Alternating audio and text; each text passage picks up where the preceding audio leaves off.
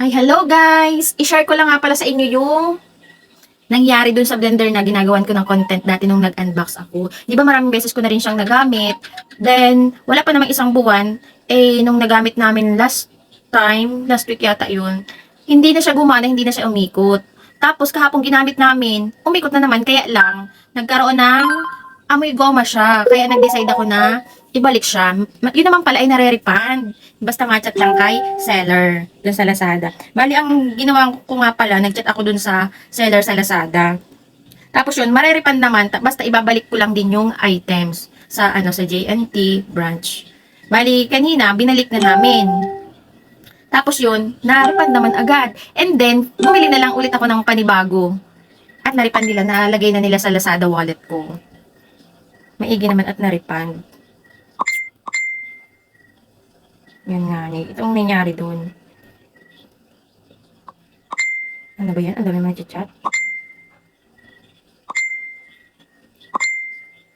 Wait lang.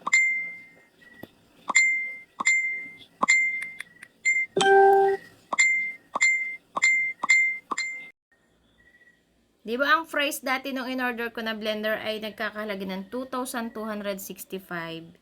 Ayan, tapos yun nga, ire-refund ko dahil nagkaroon siya ng defect. Nung isang araw, ginamit namin, nag-amoy goma, tas hindi siya gumana. Pero kahapon, gumana siya. Kaya lang, parang nag-decide na ako na papalitan na lang kasi marerepand naman pala yun. Ay di, kung marerepand, ay di mas okay.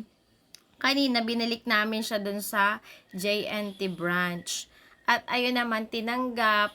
At paghapon, nakita ko dun sa Lazada wallet ko, nandun na yung halaga ng binili ko dati dun sa blender na yun. Basta pala maibabalik nyo agad sa JNT branch, mabilis nilang nare-refund yung pera. Kaya, ang ginawa ko na lang, umorder ulit ako ng panibagong blender.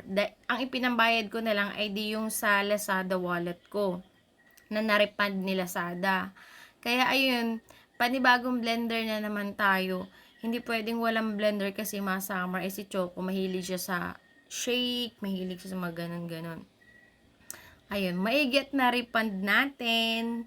Ay, nako, legit naman pala na yung mga gamit natin na binili sa Lazada at pag nagkaroon ng defect, marerefund siya. Kaya, hindi naman nakakatakot bumili sa online. Bagay ganito. Na talagang mababalik yung pera mo at kung gusto mo pang bumili ng panibago, mapapalitan talaga. Hindi masasayang yung pera mo. Kaya, ang in-order ko na lang, umorder na lang ako nung Asahi brand din na Mickey Mouse. Mickey Mouse ang design. Kulay white siya, kaya lang medyo mataas ng konti yung presyo, kaya dadagdag tayo. Madagdag ng konti lang naman. Pwede nyong gamitin na ipangdagdag ay yung bank account nyo, or di kaya GCash, ganun. Pero kung gusto nyo rin ulit bilihin yung katulad ng binili ninyo, pwede rin naman kung yun saktong-sakto dun sa pera na nasa Lazada wallet nyo.